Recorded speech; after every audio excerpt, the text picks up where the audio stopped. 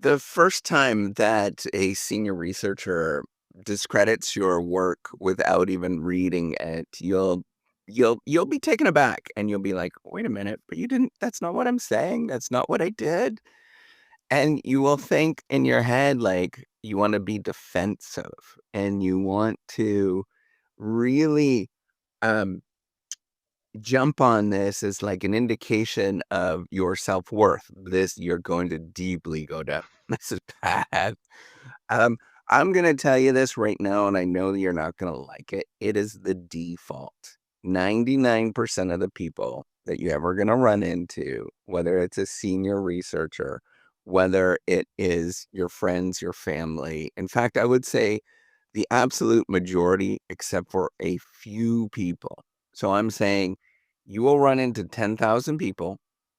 They will all reject your work and to be very dismissive of what you are doing, not pay attention to a single thing that you say or do, and they will dismiss it as unimportant or that you don't matter.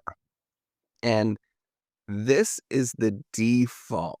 It is the fundamental problem that we actually face is that there is a tremendous amount of people that are discounting other people's work without even looking at it, without even attempting to look at it. And when you do that, um, I'm gonna just say, like, it's the default, right? Like your area that you're working on, is going to be dismissed. People are gonna say it's terrible, and the only time that it's actually not dismissed is when you have a bunch of publications. The number of publications is the only thing that actually matters. Um, and everything else is going to be absolutely dismissed and not read. And, like, there's a bit of a U shape here. What people call a U shape.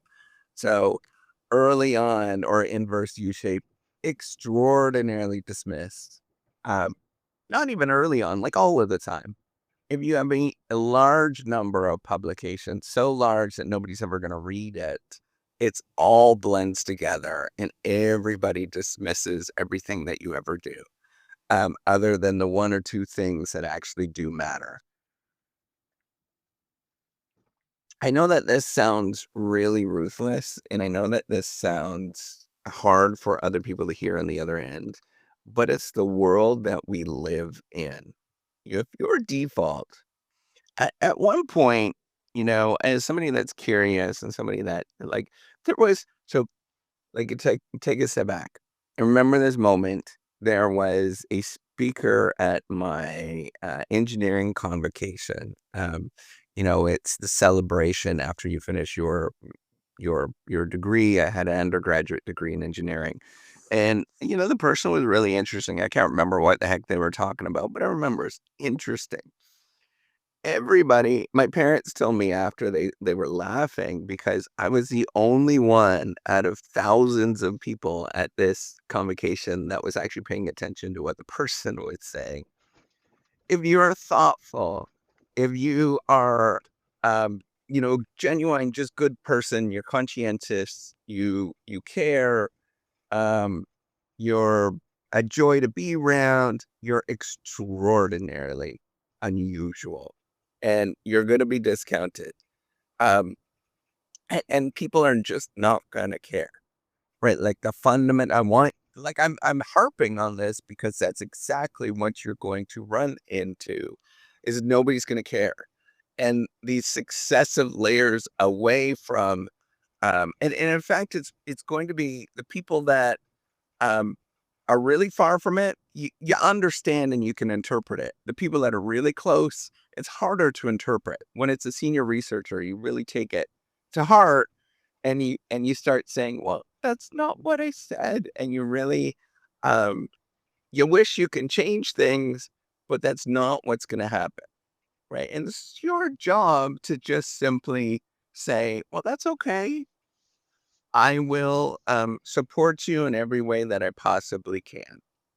And I know that sounds really dumb, and I know that, you're gonna argue with me and want to change other people, but you can't change other people.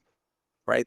Psychology is really wonky that way. It's very difficult to change other people. Um, you have to really, touch people at their hearts, and that's very difficult to actually do.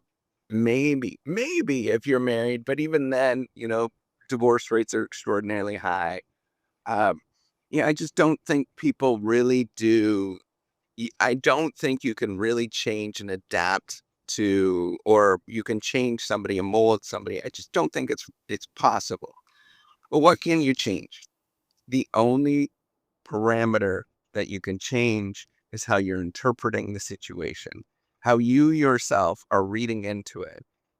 And if you read it, and then I guarantee you're going to read into it, you're going to feel really terrible, right? I know that's what's going to happen.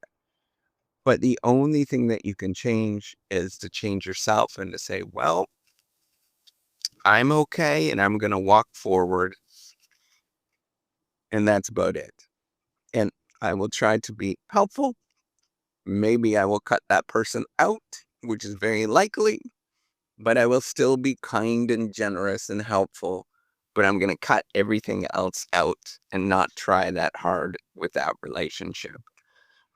I know it sounds really cruel. I know you're going to listen to this and you're going to say, well, that's really hard.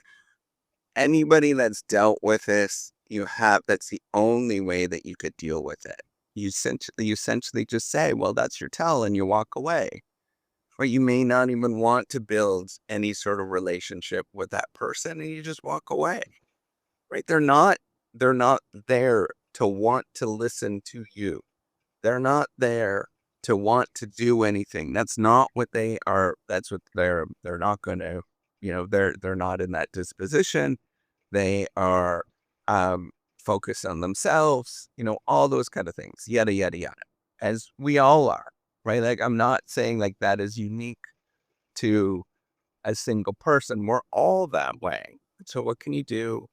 It's just embrace yourself, love yourself for who you are, and walk away from that situation knowing that you tried your best, and you just say, bless your heart.